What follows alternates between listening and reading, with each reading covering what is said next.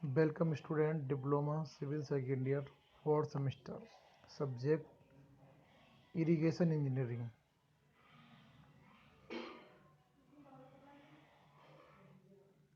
Float विधि वर्षा मापी।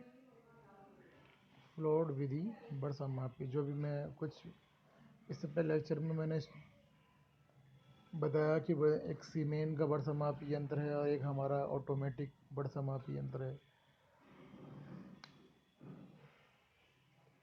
इस तरीके से ही फ्लोट विधि वर्षा मापी, इस विधि में वर्षा जल एक चैम्बर में इकट्ठा होता है जिसमें एक फ्लोट लगा होता है। जो वर्षा का प्रकोष्ठ में एकत्र जल से ऊपर उठता रहता है। फ्लोट का संबंध एक पेन से होता है जो घूमने वाले ड्रम पर निशान डालता रहता है। ड्रम 24 घंटे में एक चक्कर लगाता है और प्रकोष्ठ में पानी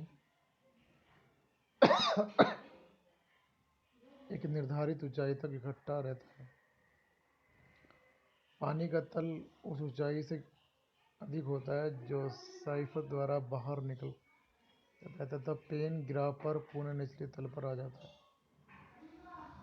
तो फ्लोट विधि वर्षा मापी, तो फ्लोट विधि वर्षा मापी में ये फिगर दिखा रखी है। घूमने वाला ड्रम इसके अंदर भी है। ये एक पेन है, previous receiving tube, siphon chamber, discharge tube.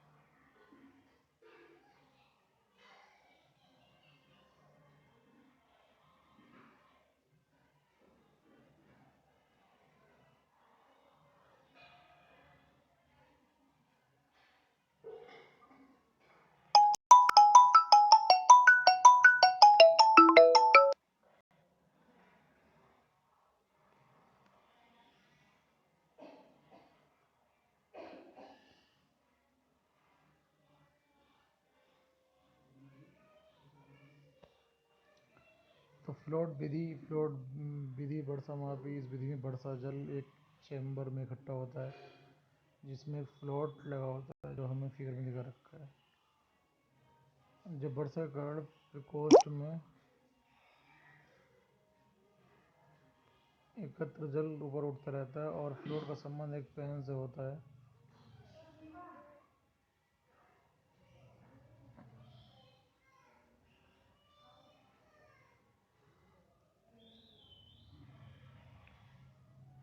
घूमने वाले ड्रम पर निशान डालता रहता है। ड्रम 24 घंटे में एक चक्कर लगाता है।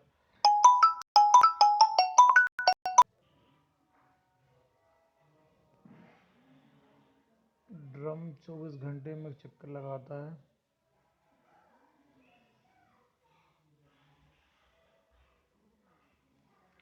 और प्रकोष्ठ में पानी एक निर्धारित ऊंचाई तक इकट्ठा होता है। पानी का तल उस ऊंचाई से अधिक होता हो साइफन द्वारा बाहर निकल जाता है और पेन ग्राफ पर एक पूरे निचले तल पर आ जाता है। तो ये जो फिगर है,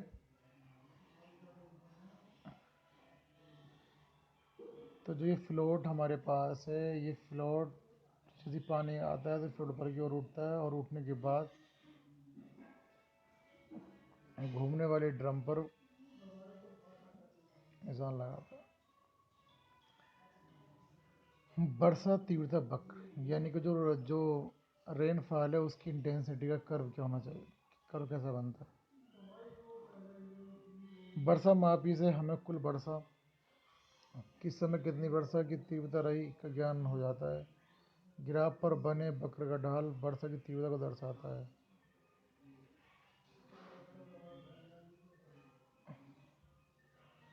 अगर ग्राफ पर रेखा क्षैतिज हो है तो वही बतलाती है कि इस समय वर्षा नहीं हुई है।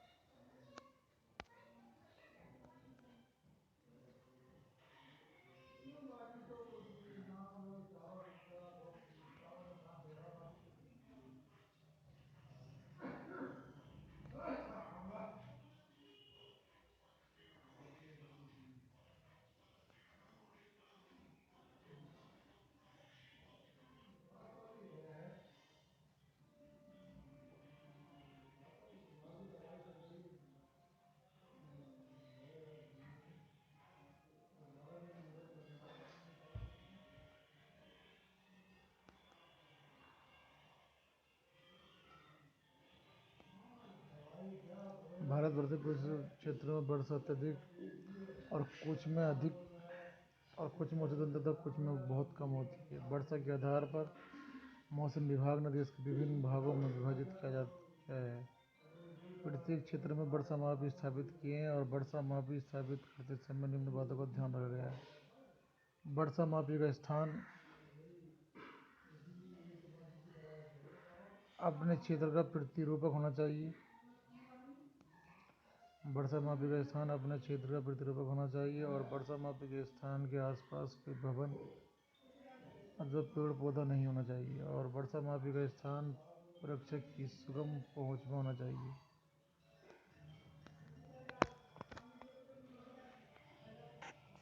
वर्षा मापी का स्थान अपने क्षेत्र का प्रतिरूपक होना चाहिए। वर्षा मापी के स्थान के आस पास कोई भवन अथवा पेड़ पौधा नहीं होना चाहिए। वर्षा मापी का स्थान की सुगम पहुंच में होना चाहिए।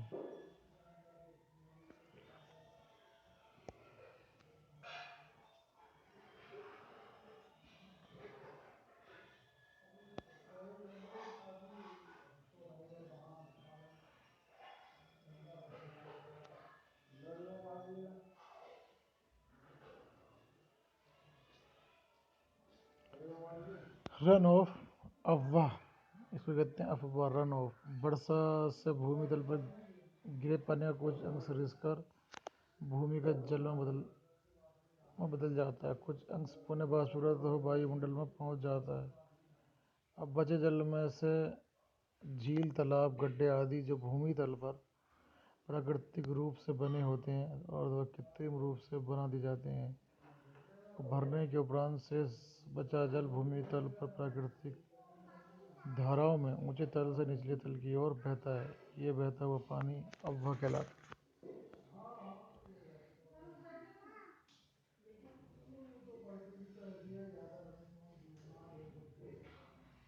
अफवाह व वर्षा के अनुपात को अफवाह गुणांक कहते हैं और इसका मान सदैव इकाई से कम होता है, क्योंकि अफवाह में रिसन, जल वाष्पीकरण आदि हानियाँ भी निहित होती हैं, जबकि वर्षा में कोई हानि नहीं होती है।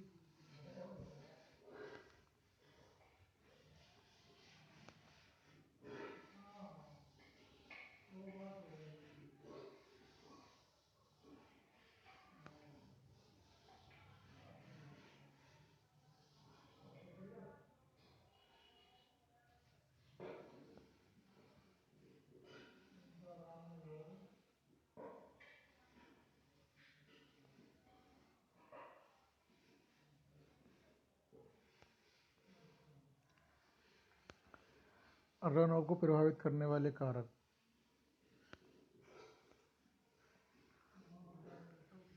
अफवाह अफवाह क्षेत्र की पर निर्भर आकार। अफवाह क्षेत्र यानी कि रन ऑफ क्षेत्र का आकार जितना अधिक होगा, रन ऑफ भी उतना ही अधिक होगा।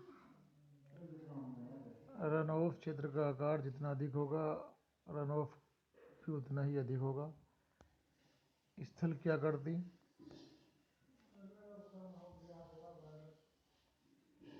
रन ऑफ क्षेत्र में यदि गड्ढे गहरे हैं, तालाब, जंगल और भूमि उबड़ खाबड़ है तो अफवाह रन ऑफ कम होगा। अफवाह क्षेत्र की आकृति। रन ऑफ क्षेत्र की आकृति यदि पत्तीनुमा है तो अफवाह कम होगा और पंखनुमा है तो अफवाह अधिक होगा। यानी कि रन ऑफ की आकृति अगर पत्तीनुमा है तो रन ऑफ कम होगा, अगर पंखानुमा है तो रन ऑफ अधिक होगा। ढाल। ढालू भूमि पर रन ऑफ अधिक होगा, रन ऑफ अधिक होगा। और तापक्रम, टेम्परेचर अधिक होने पर रन ऑफ कम होगा, टेम्परेचर अधिक होने पर रन ऑफ कम होगा। सोइल। रन ऑफ क्षेत्र की सोइल की उच्चोटी अधिक है तो रन ऑफ कम होगा। वर्षा की तीव्रता एवं समयकाल। रन ऑफ क्षेत्र में वर्षा की तीव्रता जितने अधिक समय के लिए होगी, रन ऑफ उतना ही अधिक होगा।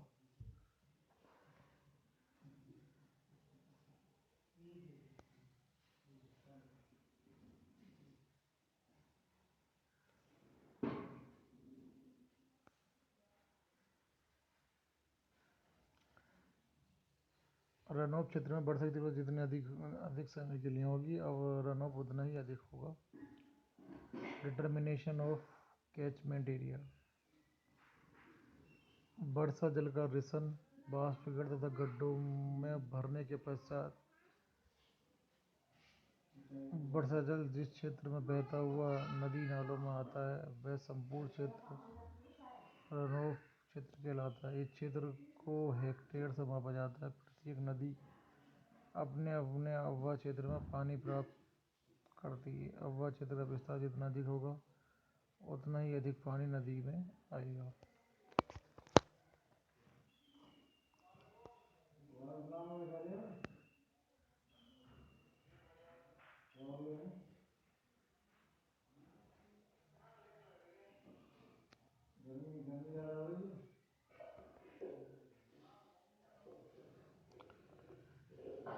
कैचमेंट एरिया से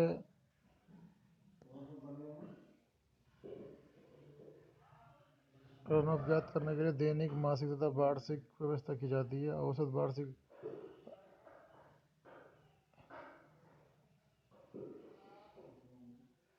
वार्षिक रन ऑफ के आधार पर ही सिंचाई की विभिन्न योजनाएं बनाई जाती हैं। निम्न विधि ज्ञात करने की है। वर्षा के आंकड़ों के द्वारा बाई एम्पिरिकल फॉर्मूला और रन ऑफ वक्र एवं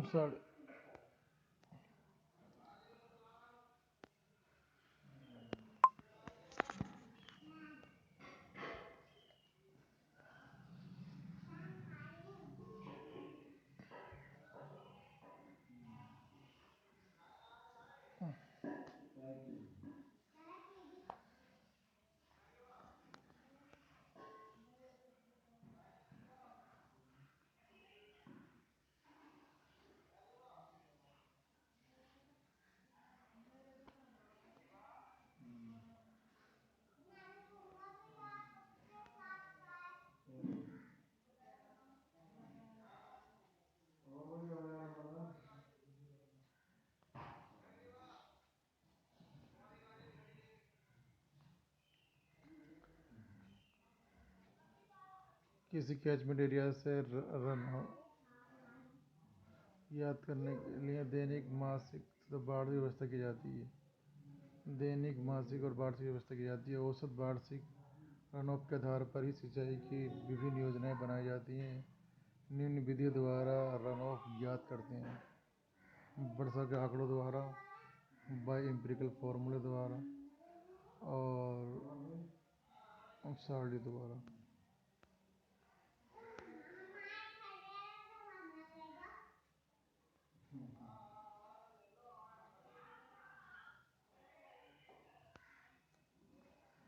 डिटर्मिनेशन ऑफ कैचमेंट एरिया।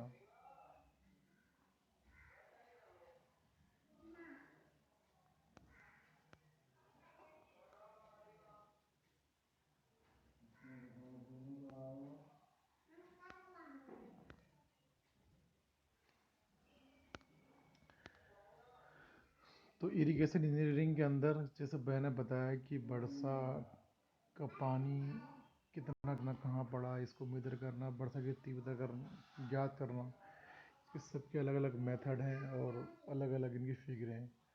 तो ये हमें मालूम होना चाहिए और वर्षा मापन के लिए यंत्र को हमें बार बार उसको रखना चाहिए। जितनी ये फिगरें हैं आप इन फिगरों को एक रफली बनाएं।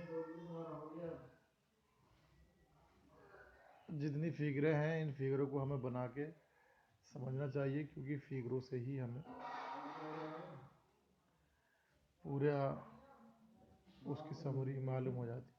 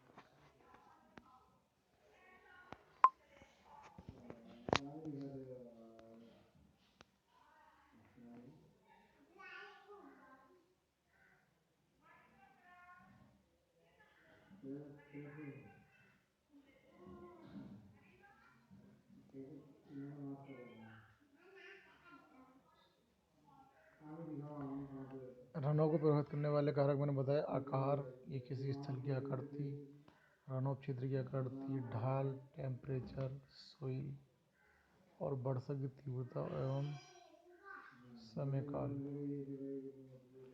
Determination of catchment area.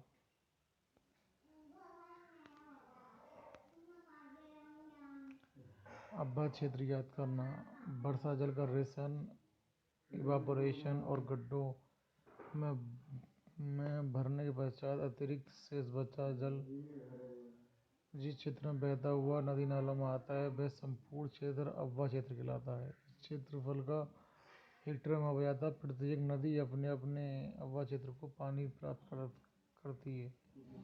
अब्बा क्षेत्र का विस्तार जितना अधिक होगा उतना ही अधिक पानी नदी में आएगा। ठीक बात है। अब्बा क्षेत्र का मतलब ये है कि पर्टिकुलर एरिया में कितना पानी पड़ा, कितना गड्ढों में रहा, कितना वहाँ से फिल होकर बाहर नदी में गया, उसी को हम अब्बा क्षेत्र कहते हैं। प्रत्येक अब्बा क्षेत्र का अपना एक एरिया होता है जो हेक्टेयर में नापते हैं।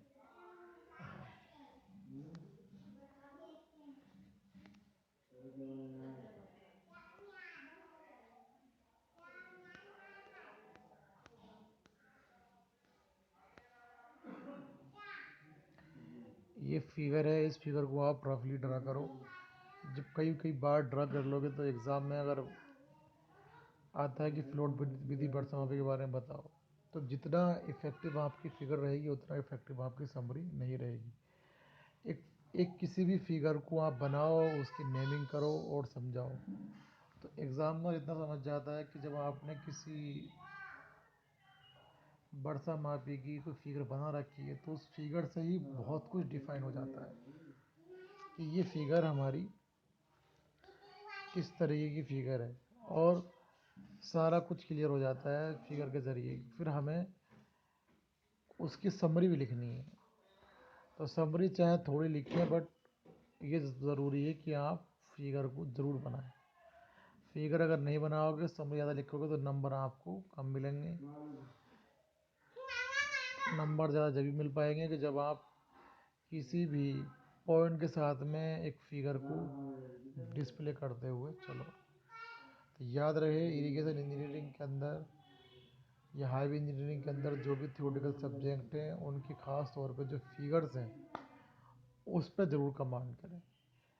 फिगर अगर आपकी कमांड है तो आप उस फिगर को देख कर बहुत कुछ एक्सप्लेन भी कर सकते हो, और अगर सिर्फ एक्सप्लेन ही करोगे, फिगर ड्रा नहीं करोगे, तो आपको नंबर कम मिलेंगे। इसलिए फिगर को जब भी आप स्टडी करें तो ख़ास तौर पे फिगर पर ही ध्यान दें। फिगर पे कमांड होना आपके लिए बहुत बेनिफिशियल रहेगा, क्योंकि फिगर अगर आप सही बनाते हो तो कहीं ना कहीं एग्ज़ामिनर का जो व्यू है कॉपी पड़ जाएगा तो तुरंत फिगर बजाएगा, और कुछ थोड़ा लिखा हुआ है तो वह आपको मैक्सिमम से मैक्सिमम नंबर देकर जाएगा।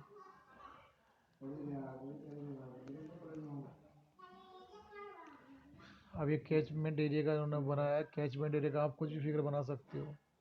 कैचमेंट एरिया तो वह एरिया होता है कि जहाँ पर बहुत सारा पानी इकट्ठा होकर किसी एक रास्ते से निकलता है, वो हमारा कैचमेंट एरिया होता है। तो सही तरीके से आप फिगर पर कंसंट्रेट करें, और जैसे इन्होंने बताया था यहाँ पे कि बरसत इंटेंसिटी वर्क बनाया है घंटों में, इधर mm में है, तो इस तरीके से ग्राफ पर भी फोकस करें। और जितने भी हमारे वर्षा मापी यंत्र हैं ये मोस्टली हमको याद होने चाहिए, साथ साथ में इनकी फिगर भी याद होनी चाहिए, और साथ साथ में इनका सिद्धांत भी हमें मालूम होना चाहिए। तो चाहे आप फिगर हमारे इस स्लॉट को देखकर आप बना लें, या अपने पास कोई बुक है तो उससे बना लें, या फिर गूगल प्ले से कोई भी लेक्चर सर्च करके वहाँ से नोट कर लें। बहरहाल इरिगेशन का भी एक नोट्स बनाकर चलें ताकि कोई दिक्कत सामने ना आए।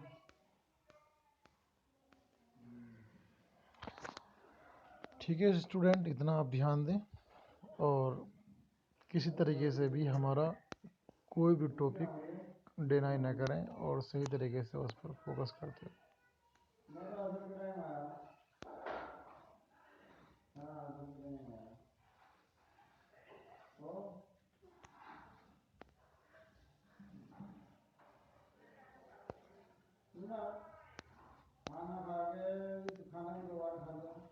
Thank you class.